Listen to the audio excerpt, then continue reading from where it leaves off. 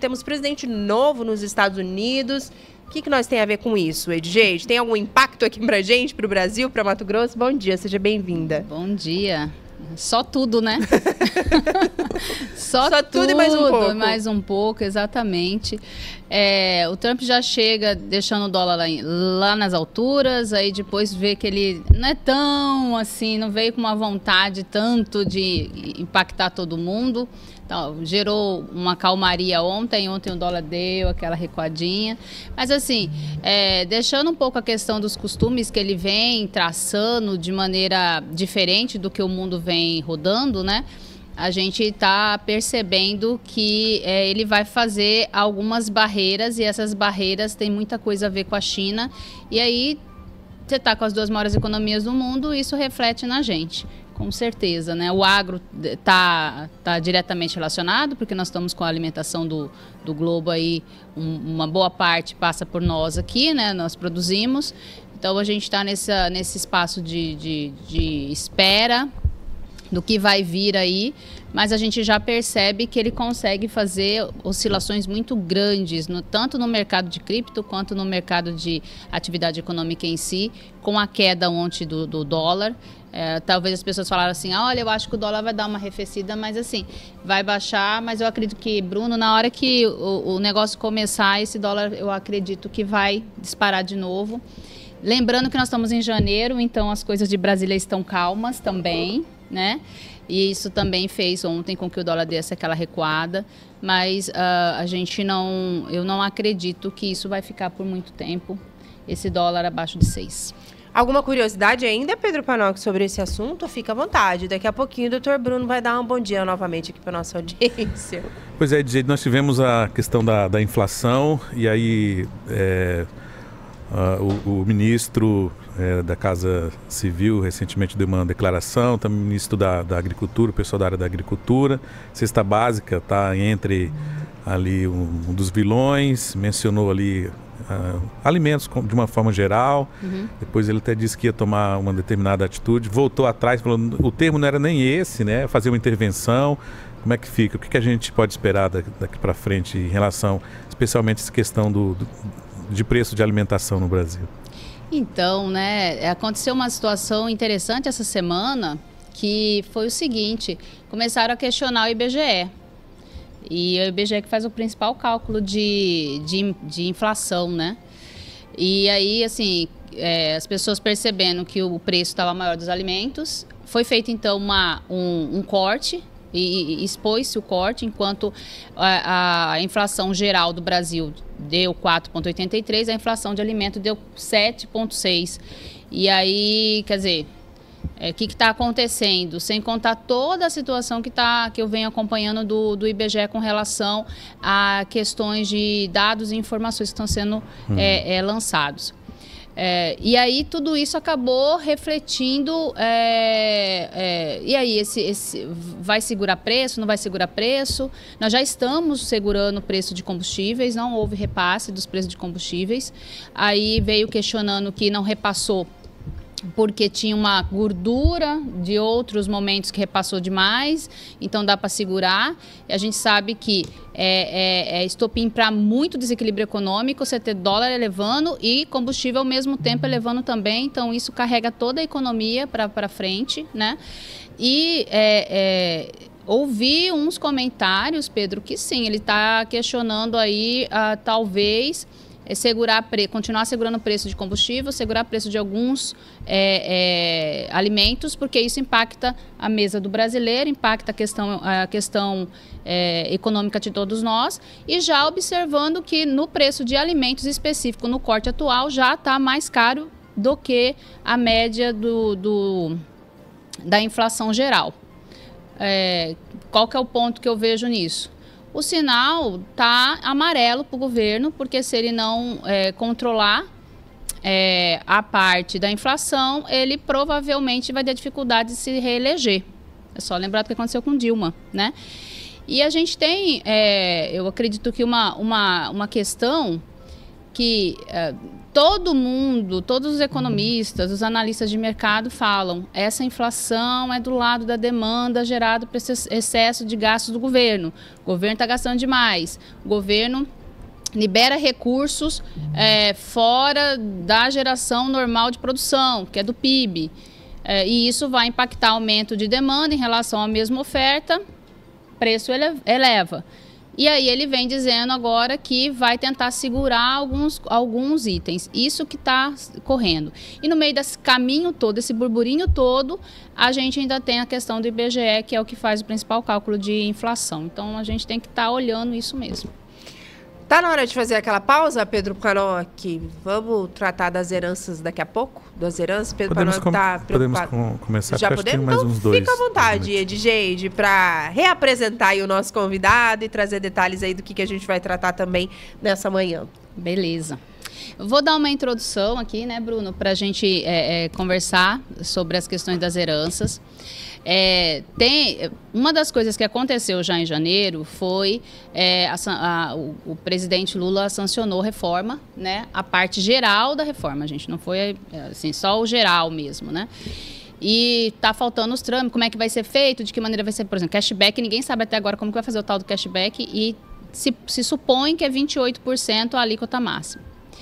E aí, qual que é o ponto? O ponto é assim, nós estamos com a reforma tributária liberada para começar a parte de como será os procedimentos.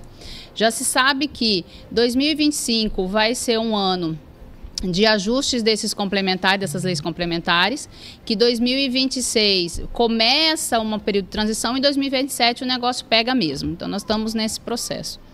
A minha ideia é estar trazendo esse ponto de reforma tributária no programa, estar questionando com contadores, com outros economistas, com advogados tributaristas, né, com gente especializada, para a gente discutir de maneira efetiva a questão da reforma tributária. E aí, qual é o ponto? O ponto que essa reforma tributária que está sendo posta aí é uma reforma tributária sobre o consumo de bens e serviços. Então, como é que o governo tributa, né? O governo tributa sobre dois caminhos. Um caminho de consumo de bens e serviços e um outro caminho sobre renda e patrimônio. Certo, Bruno? Esse é o aspecto. Todo esse questionamento que existe aí é um questionamento de reforma tributária sobre o consumo de bens e serviços. Então, hoje a gente tem ICMS do governo estadual, ISS da prefeitura. Gente. Guarda aí os impostos todos, rapidinho, para a gente fazer aquela tradicional pausa e a gente já volta.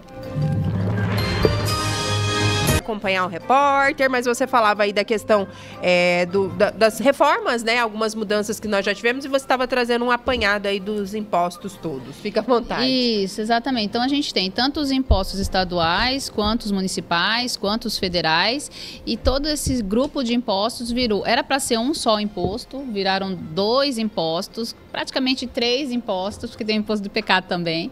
Então ficou o CBS, que é a contribuição sobre bens e serviços, e o IBS, que é o imposto sobre bens e serviços. Com o tempo a gente vai estar conversando melhor sobre isso. A junção desses dois vira o IVA, que é o imposto ao valor agregado, que nada mais, nada menos é o seguinte: eu pego o imposto na cadeia de produção. Então eu vou lá, eu produzo um celular. Então a pessoa, o final é o celular, mas durante a cadeia, o que eu tenho? Eu tenho a pessoa do chip, eu tenho a pessoa da lente, eu tenho a pessoa do compactador, então a gente vai tributando ao longo da cadeia e um passando para o outro vai deduzindo imposto já pago até chegar no final o tal do celular, que é um produto, assim, exemplo aqui, vai estar valendo 28%. Essa é a base da história, imposto sobre valor agregado, que vai ser a partir desses 2 impostos que eu já falei. Tudo isso é imposto sobre consumo, né? Tudo isso é imposto sobre consumo. Além desses 2, a gente vai ter também um imposto seletivo, que é chamado imposto do pecado, que é para alguns produtos que entendam que façam mal, tanto para a saúde quanto para o meio ambiente. Então, essa também é mais uma questão. E nós estamos olhando hoje sobre uma parte de uma ótica que começa a ser discutida, que é sobre a herança. Então, a herança, ela faz parte da renda, que é uma outra coisa que não caiu na reforma tributária, ela vai ser questionada. E os estados, eles estão vendo o imposto sobre herança como uma maneira de aumentar a arrecadação, uma vez que o governo federal vai pegar todos os impostos, vai tudo para Brasília para depois ele distribuir, né? E isso impacta muito na vida das pessoas. Desde a pessoa que vai ali divorciar, digamos assim, né? Vai divorciar, vai fazer divisão de bens, coisas parecidas, já está sendo mexido. Então, meu convite ao Bruno foi da gente começar, ele ser o primeiro entrevistado desse mundo que eu quero trazer para vocês sobre tributação, né? E aí a gente vai falar de uma coisa que está acontecendo agora no estado de Mato Grosso. Então, antes dele começar a falar efetivamente sobre esse imposto da herança, eu gostaria que o Bruno conversasse com a gente sobre holding, porque isso é um mecanismo, né, Bruno, que inicia, ou que foi por muito tempo um mecanismo de apoio, ajuste e formas de trabalhar o patrimônio e a questão tributária. Bom dia, Bruno Castro. Obrigada. Bom dia, Djeide. Bom dia, Camila, Pedro e a todos os ouvintes do Jornal da CBN. Satisfação estar aqui com vocês mais uma vez, né? Eu brinquei agora há pouco com a Camila nos bastidores que eu ingressaria com uma ação de reconhecimento de sociedade, de fato, contra o Beto, né? Porque, estou me sentindo já de casa. Bom, mas brincadeiras à parte, realmente é uma satisfação a gente poder bater papo e trocar ideias, porque a gente não tem nada de tão concreto. A gente precisa ainda de todas essas regulamentações e, sobretudo, de verificar se essas regulamentações que estão sendo discutidas e implementadas pelo Legislativo, se elas pararão de pé depois no Judiciário, porque inicia-se depois outras batalhas, sobretudo do ponto de vista judicial, inclusive de análise de constitucionalidade das leis e da sua aplicação, enfim, da sua implementação. Então tem outras consequências para depois. Trazendo aqui sobre holding familiar, antes de analisar qualquer impacto da reforma tributária. Nós vivemos num país que não tínhamos até alguns anos a cultura da sucessão familiar. A cultura de eu trabalhar com o meu patrimônio que eu construí junto com a minha esposa, integralizá-lo, por exemplo, numa pessoa jurídica, seja uma sociedade por cotas, seja uma sociedade por ações, e promover a doação dessas cotas e ações para os meus herdeiros. Por que começa a se discutir holding no Brasil? Porque, em razão da ausência dessa cultura, todo esse patrimônio, diante de um evento como é o falecimento, ele, obviamente, recai num processo de inventário, onde eu vou ter, nesse processo de inventário, um litígio mais acentuado. Geralmente, quando eu tenho meu pai e a minha mãe presente, existe uma relação de venerância. Eu evito uma discussão com os meus irmãos, isso óbvio que não é em absoluto, tá? Mas geralmente ocorre assim. Eu evito uma discussão com os meus irmãos em respeito aos meus pais que ainda estão vivos. Mas depois que meu pai ou minha mãe deixa de estar aqui presente, obviamente existe um polvoramento natural dessas relações. Muitas vezes, inclusive, Camila, incentivado pelos cônjuges. Olha, agora chegou a hora de você parar de carregar o piano. Olha, o teu pai e tua mãe não estão mais aqui, você sempre foi, né, a pessoa... Você não tem como continuar sendo pai dos seus irmãos, da sua irmã. Né? E vai alimentando. E às vezes é fato, isso realmente acontece. Pois bem, então, a proposta da holding familiar, que na verdade vem do inglês to hold, que significa manter, guardar, controlar, foi no sentido de garantir a perpetuação ou a continuidade de uma atividade econômica, de uma atividade patrimonial. Por quê? Porque separados nós somos mais fracos, juntos, unidos, nós somos mais fortes, né, com aquela dinâmica patrimonial que foi construída pela nossa família. Então, o objetivo, essencialmente falando, sempre foi no sentido de garantir a perpetuação desse patrimônio através dos valores com aqueles filhos como aqueles filhos foram criados pelos pais, né? Discutindo aqui algo até que foi objeto de um livro que eu escrevi com as minhas sócias no ano passado, sobre herança ou legado, que é que a gente está deixando para as próximas gerações.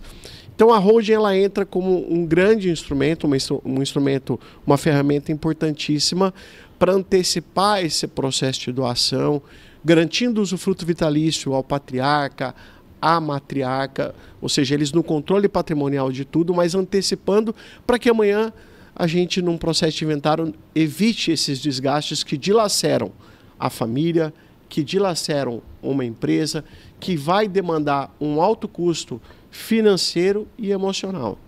Então, é mais ou menos isso. Uhum. Então, e a partir dessa história da holding, aí a gente começa da reforma tributária, como é que essa história da reforma tributária, ela acaba atingindo toda essa questão de patrimônio que é muito trabalhada na holding? Eu queria que você conversasse com a gente sobre isso agora. Sobre a questão do impacto tributário, eu vou retroceder um pouquinho. Uhum. Nós tínhamos até há alguns anos várias lacunas na lei, né? O ITCD ou o ITCMD, que é o Imposto sobre Herança, ele obviamente ele é regulamentado, ele é de competência de cada estado. Sobre isso, inclusive, por ser de competência de cada estado, nós tínhamos no nosso país cada estado com a sua alíquota. Uhum. Né? Inclusive, eu fiz um estudo há alguns anos que até o ano de 2015 nós tínhamos, se eu não me engano, apenas 3 estados no Brasil, Santa Catarina, Ceará e Bahia, que tinham a alíquota máxima prevista na Constituição, que é de 8%. O resto dos estados não tinham essa alíquota. Após o encontro do CONFAS, foi que entenderam que ali tinha uma grande fonte de arrecadação e muitos estados começaram a modificar as suas legislações estaduais. Esse imposto na hora das transações ou transferências de bens, certo? Isso, esse imposto incide no momento em que ocorre o óbito e, obviamente, ali inicia-se uma sucessão automática ou em razão de uma doação direta, de uma doação antecipada que eu faço aos meus herdeiros. Não importa se é uma doação de imóvel, se é doação de cotas de empresa, qualquer modalidade de doação. Então, concluindo, todo mundo atinge, né? Porque a todos você atinge. Tem uma casinha ali e você vai ser atingido por isso. A todos atinge. É óbvio que a gente tem regulamentações distintas dos estados, porque tem alguns... Tem a parte de isenção, isso, né? Que prevê a isenção. Então, basicamente, não sei se era esse o objetivo da sua pergunta, ou se você quer que eu estenda um pouco mais. Não, é só para a gente... criar esse preâmbulo aqui, isso. né? Então, basicamente é isso. Nós tínhamos antes essa ausência de uma regulamentação plena, essa distinção de alíquotas entre os estados, e a reforma tributária implementada por uma emenda constitucional em 2023, que foi aprovada, e aí para ser regulamentada nasceu 2 PLPs, que são 2 projetos de lei complementar. A gente está discutindo agora sobre o 108/2024, aqui, que é a proposta de hoje. Ele atinge de frente essas estruturas. Não só das holdings, mas ele atinge o processo de inventário, ele atinge a doação direta, ele atinge a DGD, o desafio, inclusive, a gente a buscar essa reflexão, mas ele atinge a continuidade e a sobrevivência das empresas diante do que está sendo proposto. Uhum. Serão grandes desafios que nós temos, obviamente, aí que tentar compreender, sobretudo, a sua extensão, né, a extensão dessa implementação. Então, nós temos... Aí eu já não sei se eu já entro no tema ou eu deixo você desenvolver. Posso? Pode. Então, vamos lá.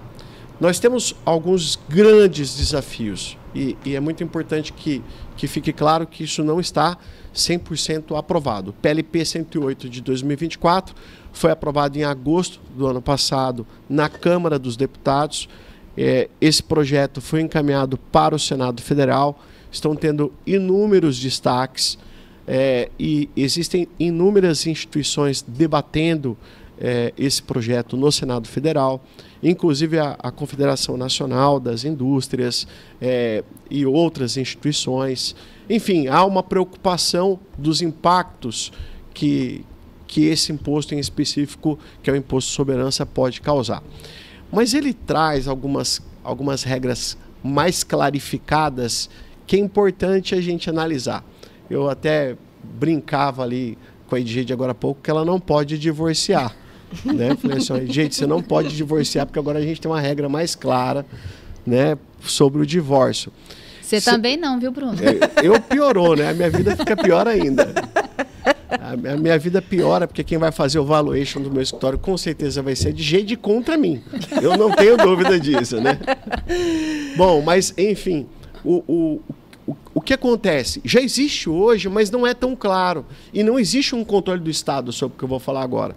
Mas hoje, por exemplo, quem é casado, a depender do regime de casamento, vamos pegar o regime convencional, o regime de comunhão parcial de bens, o casal não tinha nada quando casou, e aí durante o casamento construíram aí, por exemplo, um patrimônio equivalente a 5 milhões de reais, valor de mercado. No momento do divórcio, e é muito comum no momento do divórcio, que o marido ou a mulher abra mão em favor do outro de um determinado bem, muitas vezes não ficando igualitária essa divisão, não ficando 50-50%. Eu tenho amigos, inclusive, que, conforme existiu muito a moda antiga, sai de casa deixando tudo. Fala, não, vou deixar tudo e vou reconstruir a minha vida. Nossa. Tem aqueles mais sanguinários, né, que vão até, obviamente, a última consequência. O Pedro riu ali quando eu falei sanguinário. Ih, Pedro, você mantém seu casamento aí com a linha, sem abalos, por gentileza. Tem situações que tira o couro, né? Mas é fato, e isso existe. Aquele que, por exemplo, renunciar, ou que simplesmente for constatado que um dos cônjuges ficou com um percentual maior nessa ameação, ou na divisão do quinhão, inclusive nos inventários, sobre esse percentual a mais vai se pagar o imposto sobre herança. Então, por exemplo, dos 5 milhões de patrimônio eu estou abrindo mão 100% para minha esposa. Eu teria direito a 2,5 milhões. Sobre esses 2,5 milhões que eu estou abrindo mão, vai incidir o imposto de herança. É essa a proposta apresentada no projeto de lei complementar. Quando a gente vem para o mundo da doação, nós temos algumas metodologias preocupantes, porque elas estão colocadas de um ponto de vista subjetivo, que dá aos estados a oportunidade deles interpretarem e, obviamente, aplicarem a regra que melhor lhes convir. Por exemplo, doação sobre imóvel. Se eu estou doando um imóvel em vida, ou se essa doação ocorre por força do evento morte, a base de cálculo ela vai incidir sobre o valor de bem de mercado. E aí, o que é o valor de mercado? Porque cada estado hoje tem uma regra. Alguns consideram o valor de bem de mercado aquele que está declarado lá no imposto de renda, aquele que está previsto na escritura. São poucos estados, mas alguns ainda existem. A maioria considera valor de mercado aquele que é considerado como valor de pauta, ou valor da planta genérica do município, inclusive que é a planta utilizada, é o valor utilizado para fins de cobrança do IPTU ou do ITR, em se tratando de imóvel rural. Valor venal. Exato, eles colocam como valor venal.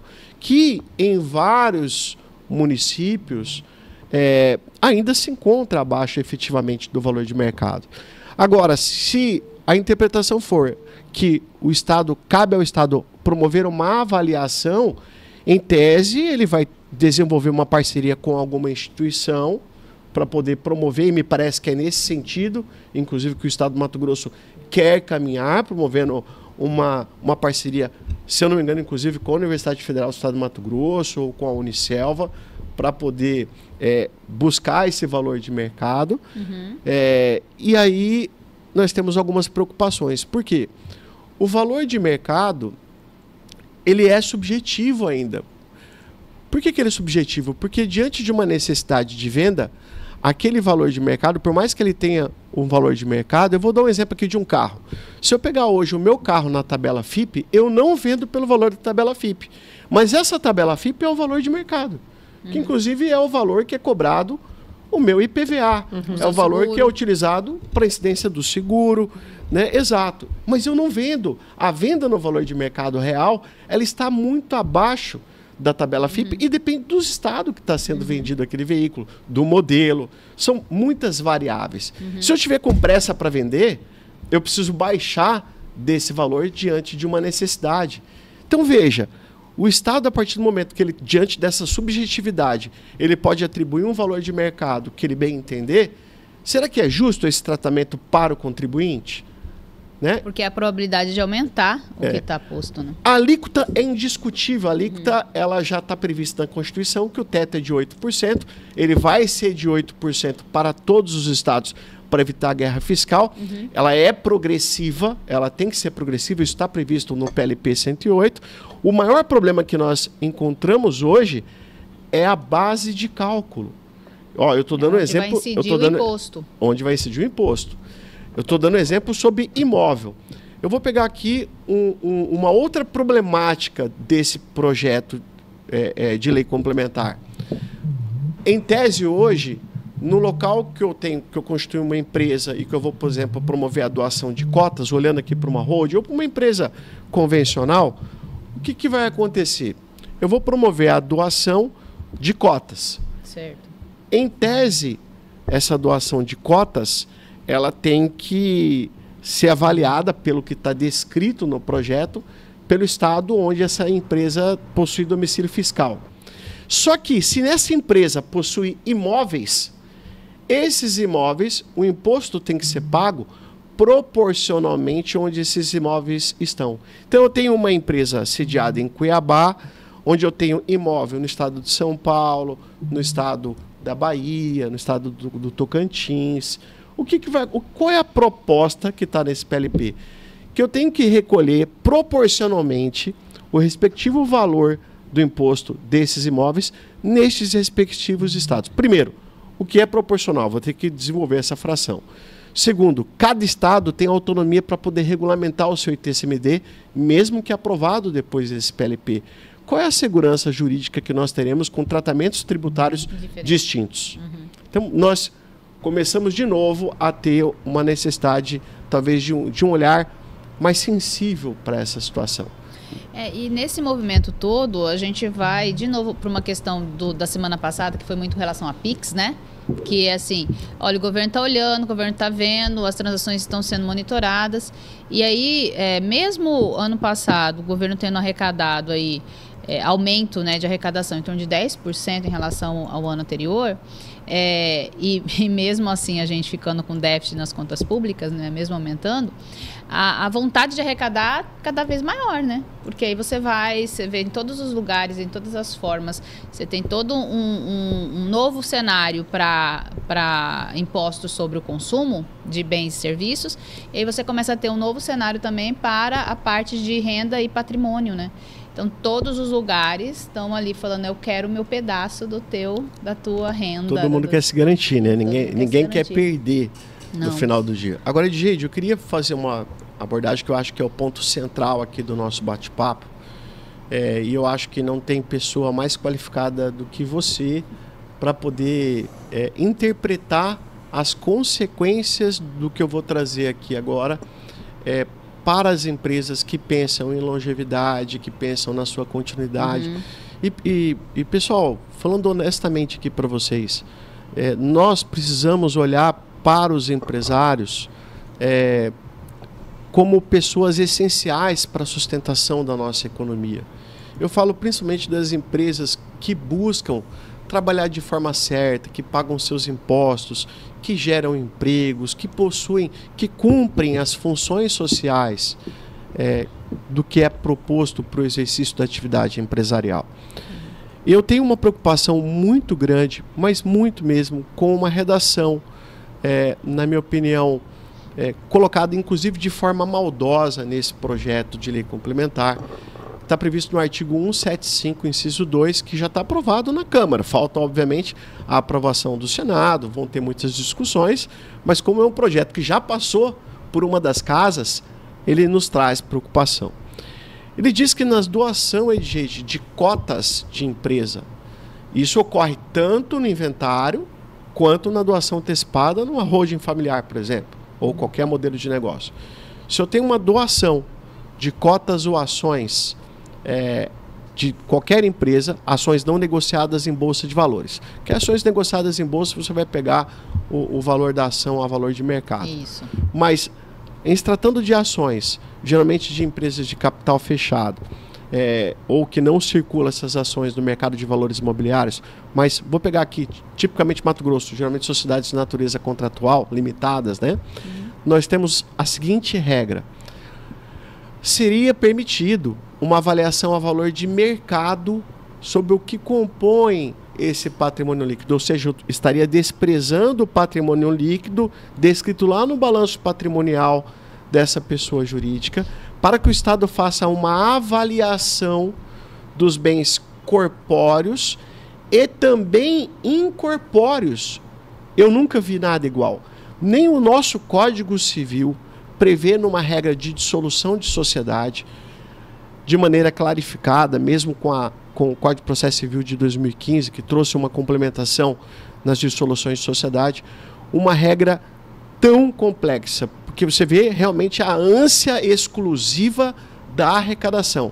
Imagina que eu tenho que ter uma avaliação dos bens corpóreos e incorpóreos. O que é isso, doutor, incorpóreos? Desculpa a ignorância. Ele trouxe aqui a necessidade de uma avaliação do fundo de comércio da empresa. É o que a gente também chama de intangível. São ativos intangíveis. Aviamento, goodwill, tem vários nomes, né? Isso, exatamente, tem vários nomes. Enfim, essa questão da avaliação do fundo de comércio é um dos pontos mais subjetivos que existe, porque você tem que analisar a carteira de clientes, o segmento, margem de lucro. Margem de lucro é enorme. Enfim, são muitas variáveis. Então, assim, o que você está me falando é o seguinte, agora eles querem não só que seja proposto o cálculo do bem, ali, né, do imobilizado, da parte toda que compõe o escritório de maneira física, cadeira, mesa, o prédio, né, o computador, né, o prédio em si, mas também aquilo que gera o negócio da empresa, que é o intangível, né? Como se fosse o valor da operação. A operação, o que é o caixa futuro que pode ser gerado a partir daqueles insumos ali manipulados e na atividade econômica. Exato. Deixa eu só fazer uma parte para levantar a bola aqui para você chutar pro gol, né? Em 2021, o Superior Tribunal de Justiça, em conflitos de sócios, deliberou que quando o contrato social entre os sócios não tem previsão sobre uma metodologia para se levantar o balanço num conflito, eu estou excluindo um dos sócios, ou um dos sócios está exercendo direito de retirada, se eu não tenho uma convenção entre os sócios no contrato social, que eu vou utilizar, por exemplo, múltiplos de EBITDA ou projeção de fluxo de caixa descontado para poder apurar o que é intangível. São metodologias. Exato. Eu aplico a regra do ativo menos passivo. É com base na situação, com base na situação patrimonial da sociedade. Veja que o impacto do que está sendo proposto como consequência da reforma tributária atinge a previsão do Código Civil e do Código de Processo Civil. Isso é preocupante porque isso mexe com todas as estruturas societárias. Mais do que isso, o valuation de uma empresa entre Bruno, Camila e Dijeide, ele tem um determinado valor porque ele tem a nossa energia empregada aqui hoje na CBN. Se amanhã um de nós que somos peças fundamentais para esse negócio deixamos de fazer parte porque temos um outro projeto ou simplesmente porque falecemos, o nosso valuation muda. Sobretudo porque nas atividades empresariais a pessoalidade ela é muito presente. Né? E isso agrega muito valor. Exato. Existe uma conexão muito forte dos clientes com o Bruno, ou com a Edgeide, ou com a Camila. Como é que eu vou fazer o cálculo dessa metodologia com todas essas variáveis? Percebam a complexidade e o quanto que nós estamos realmente colocando em risco as empresas, porque amanhã, se uma empresa que não tem um valuation de 50 milhões for avaliada em 50 milhões e o patriarca faleceu, os filhos não conseguem tocar essa empresa porque ele vai ter que pagar muito mais para o fisco, essa empresa não vai ter caixa para isso, ou ele vai ter que entregar uma parte da empresa para o Estado. Será que o Estado está querendo fazer um confisco? Como outros estados que nós temos ditadura fazem um confisco patrimonial? Seria essa a proposta? Não sei, tá? Eu estou colocando aqui e vai ficar no ar aí para Edgeide refletir durante o Repórter CBN e trazer essa resposta aí já. Vamos fazer uma pausa e a gente já está de volta. Edgeide, Dr. Bruno Castro está aqui conosco nessa manhã no CBN Economia. Ele estava falando um negócio de confisco aí, ele deixou uma pergunta no ar aí para você. Você tem... Eu levantei várias bolas aí. Edgeide, agora tá contigo aí. Já Pedro Faroco vai trazer alguma curiosidade a mais pra gente, mas e aí? Assusta tudo que o doutor estava colocando aí pra gente debater nessa manhã? Então, é aquela história que a gente começou a conversar, né? A gente, entrando esse ano conversando sobre isso, que é esse papel do Estado de ir lá e falar o que você tem, eu quero meu pedaço. Essa é a história. E o que o Bruno trouxe aqui pra gente é dizer o seguinte, hoje não está valendo apenas a questão do patrimônio líquido, né? Que é o ativo menos o passivo, que eu tenho a pagar, que eu tenho a receber, que sobra, né? E não é também só uma análise simplificada dos imóveis das pessoas que vão entrar numa herança. É, na realidade, muito mais do que isso. Além disso, que é o que a gente chama de bem intangível, é a intangibilidade que aquele bem pode gerar na atividade econômica e cobrar sobre esse futuro caixa que pode ser gerado, e em cima disso a gente pode gerar o tal do valor de mercado, o fundo de comércio, né? E eu achei interessante o jeito que você abordou, que foi o quê? Olha, nós somos peças de um quebra-cabeça e se um faltar, talvez essa nova estruturação não funcione direito. Não performa. Não performa como performava no ato da valoração econômica, no ato do valuation, entendeu? E como é que fica isso? Então, acho que isso pode realmente dar alguns transtornos com relação, se passar essa lei, né? Acho que esse seria a grande questão. E aí, quando a gente acha que, só os ricos estão envolvidos nisso, todo mundo que tem bens, qualquer tipo de bem, ele está envolvido também. E isso encaixa, inclusive, os processos de divórcio que a gente falou, os processos de herança entre pessoas, né? Está tudo envolvido. Atinge indiretamente a tudo e todos, né? Porque imagina uma grande empresa que atende aqui a região do Tijucal, ou lá, sei lá, no Cristo Rei, um grande supermercado, uma empresa familiar, o patriarca falece, isso vai para um processo de inventário, se torna um grande valuation e amanhã não é mais viável continuar empresariando e exercer atividade econômica porque o que eu devo para o físico é muito maior, eu não tenho caixa para poder pagar, eu teria que trazer, na verdade, o Estado para poder ser meu sócio. Né? Seria talvez a melhor saída diante do que está sendo apresentado. E aí qual é o impacto social que eu causo para aquela comunidade, para aquela região? Então, são muitas consequências. Muitas questões. Entendendo também que valuation é quando eu dou valor a algo, né? É um processo metodológico de dar valor a bens, né? A uma empresa, uma instituição. A gente pode até falar valor de um IP florido, por exemplo. Tudo a gente calcula, né? E aí, a gente precisa... Tem várias metodologias, tem mais 50 metodologias de valuation, né? De valor. E aí, não é o preço, gente, é o valor, que tem uma coisa diferente de preço. Preço é quando bate o martelo numa negociação, e aí nessa negociação, Camila, você fala assim, não, o valuation que eu posso usar, sei lá, uma média de 3, 4 metodologias para achar o valuation, que eu sempre...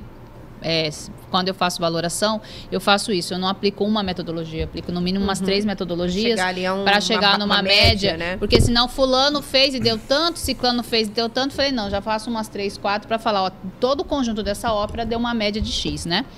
E aí, por que dessa conversa toda? Porque uma coisa é eu chegar e falar assim, olha, o valor desta empresa é 10.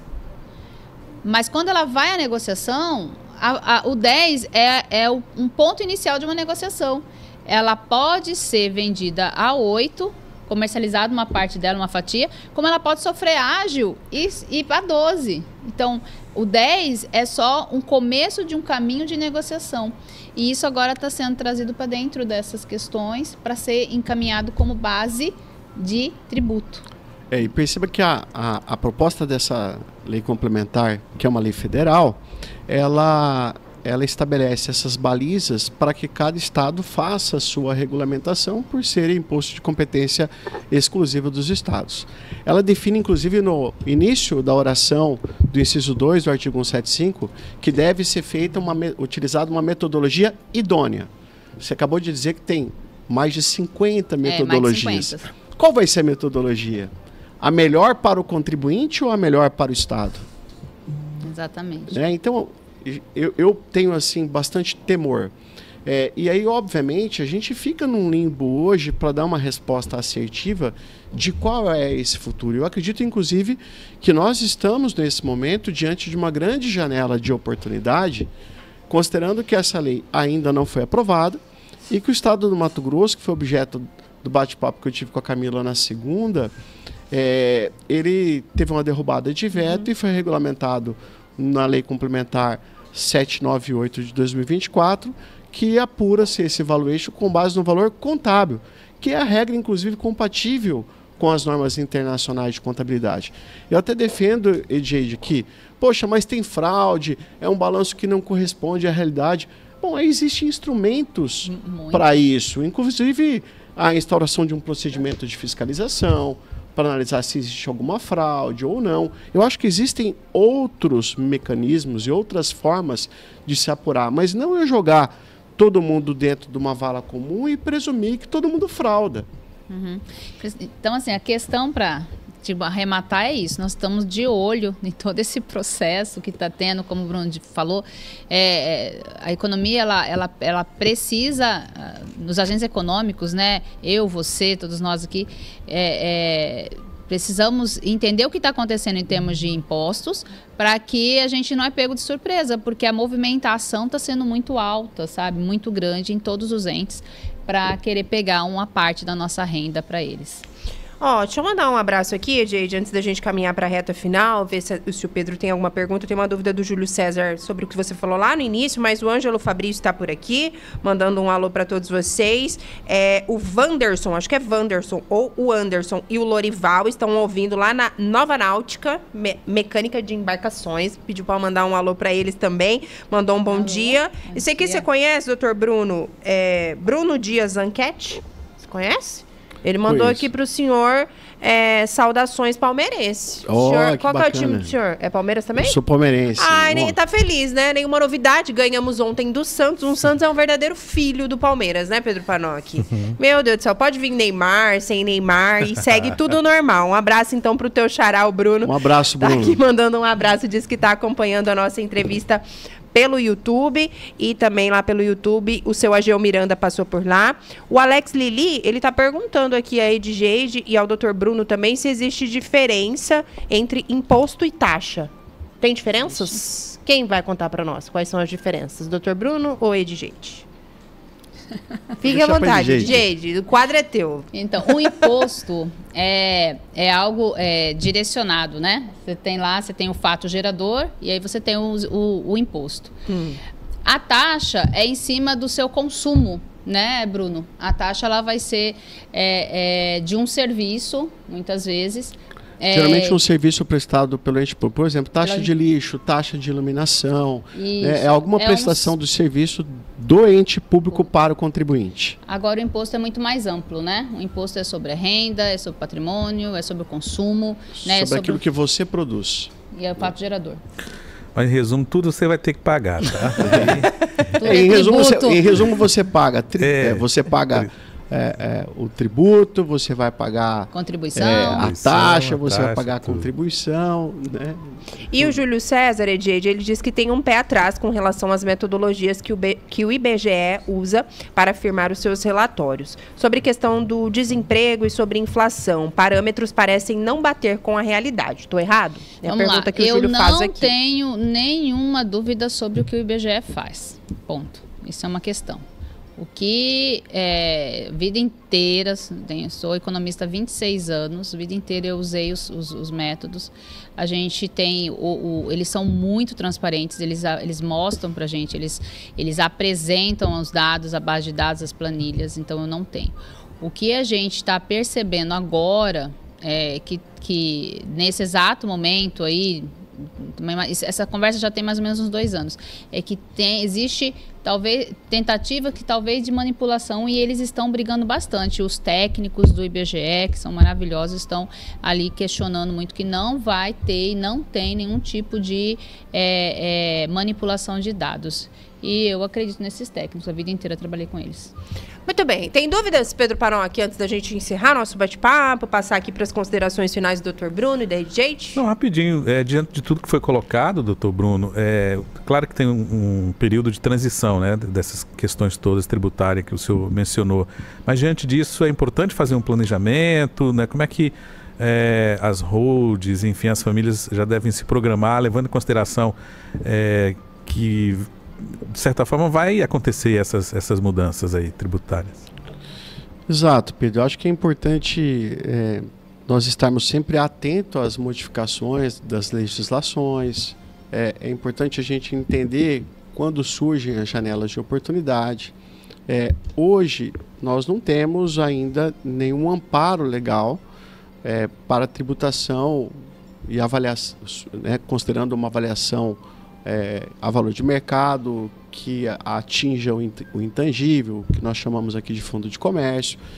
Então são janelas de oportunidade. É óbvio que quando a gente deixa de agir, a gente se sujeita aos riscos futuros e está tudo bem, né? Simplesmente eu posso chegar naquela conclusão que eu já ouvi muitas vezes na minha vida profissional, né, de um patriarca ou uma matriarca dizer, olha, eu não me preocupo com isso agora porque dei o melhor tratamento aos meus filhos, quem paga esse imposto é o donatário, aquele que está recebendo herança, eu vou deixar para o futuro eles resolverem e tocarem o destino dele. Então cada um tem a sua reflexão, tem a sua dinâmica, tem o seu pensamento. Eu penso um pouco diferente.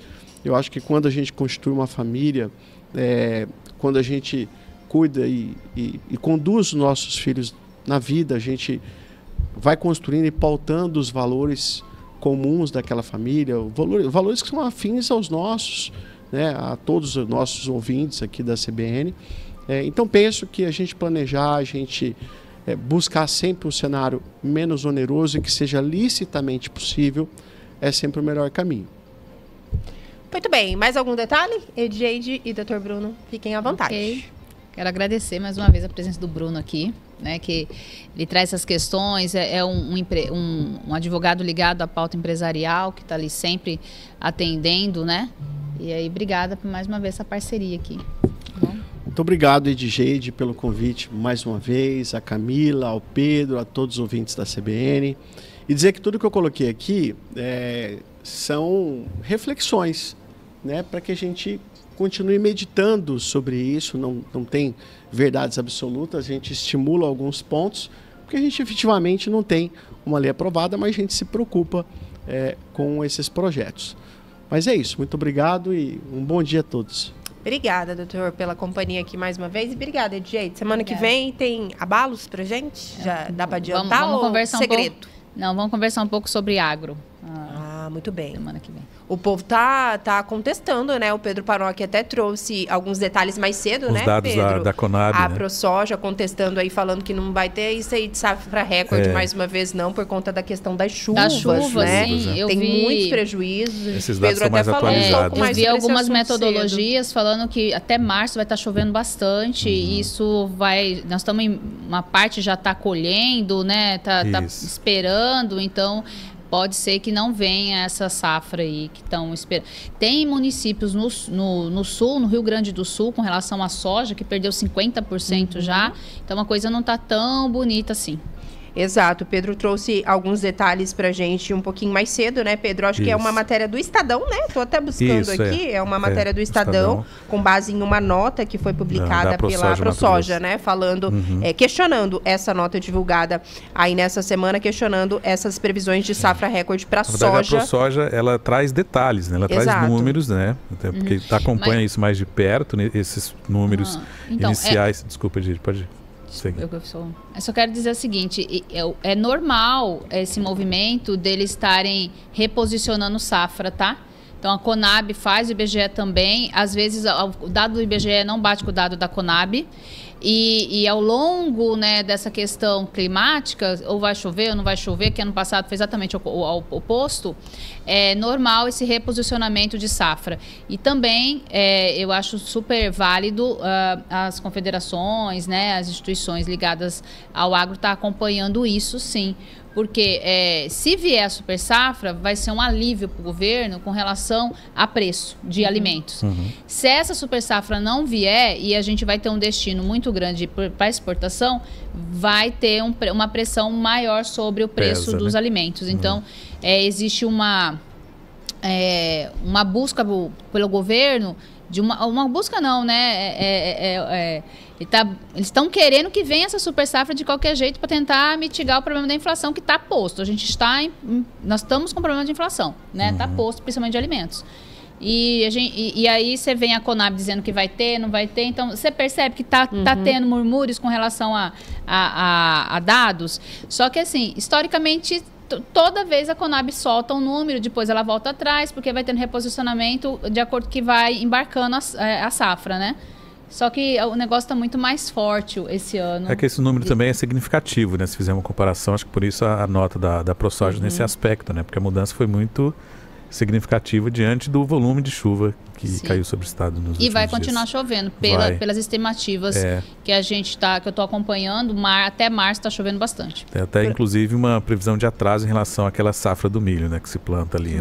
Isso, exatamente, Pedro. Ó, pra gente ter uma ideia, só para aproveitar aqui e reforçar esses dados que o Pedro trouxe ainda antes do nosso jornal, né, nas notas ali na madrugada, vai que alguém tava dormindo, né, Pedro Panoc não acompanhou e a gente ainda tem uns minutinhos antes do repórter. A Conab projeta uma produção recorde de pouco mais de 46 milhões de toneladas de soja aqui para Mato Grosso. O IMEA tem uma estimativa aí de 44. Porém, segundo a ProSoja, apenas 1,41% da área plantada foi colhida até o momento e já aponta aí uma redução de pouco mais de 11% em relação ao igual período da safra anterior. O diretor administrativo da ProSoja, DJ, Dr. Bruno e ouvintes, Diego Bertuol, ele relatou nessa nota também que o excesso de chuvas tem possibilitado a colheita em diversas regiões aqui do estado. Ele citou um cenário extremamente alarmante. Lembrou que são 400 milímetros acumulados nos últimos 15 dias, impossibilitando as colheitas dos grãos prontos e também daqueles que já foram dessecados. Aí ele traz aqui alguns detalhes que a gente reproduz também no nosso site, de quedas significativas, fala de uma situação ali no leste do estado, que depois de um período prolongado de chuva, os produtores conseguiram retomar a colheita apenas em algumas áreas ainda. Mas, ainda segundo a ProSoja, a qualidade da soja colhida foi severamente afetada, com índices elevados aí de grãos avariados em média entre 20% e 25%. Então, não é só conseguir realizar o processo, né? Porque tem preço a qualidade da soja que vai ser colocada no mercado, ela tem preço em relação à qualidade dela. Se chove muito, a gente tem o problema do enchimento demais ou do caroço. Vai ter várias questões que eles têm uma métrica para analisar a qualidade dessa soja, como que ela pode se portar no mercado. Encontra dificuldade até na secagem, né? Até local de secagem tem. Local de secagem. Isso. E nós estamos com problema de armazenamento, né? Porque se vier a super safra, não tem bags e não tem silos para suportar tudo isso. Exato. Né? Eles citam também na nota, né, essa questão. Das pessoas pegarem a soja com muita umidade, né? Porque deve ter uma problemática. Exatamente. Né? Excesso de umidade faz que a qualidade da soja diminui o preço. Aí tem essa questão também que é citada na nota que o Pedro lembrou pra gente, né? Que o atraso compromete o plantio da próxima safra, né? Do milho. Eles citam aqui também o prolongamento do ciclo da soja por conta dessa questão das chuvas. O ciclo geralmente de 110 a 115 dias, tá passando de 125 dias e aí tem praga. Tem uma infinidade de coisas. Citam também essa questão da capacidade insuficiente de armazenagem, o que agrava a situação, forma fila nos armazéns, rejeição de cargas por conta desse alto teor da umidade. Então, é um cenário, segundo aponta aqui a ProSoja nessa nota, extremamente alarmante, gente. Mais alguns abalos aí para você falar, então, na semana que vem. 10h29, Pedro Panoc. Tá na hora de fazer aquela pausa, acompanhar os dados. Os dados é ótimo. As informações do repórter CBN. Economia ainda na sua veia. É economia.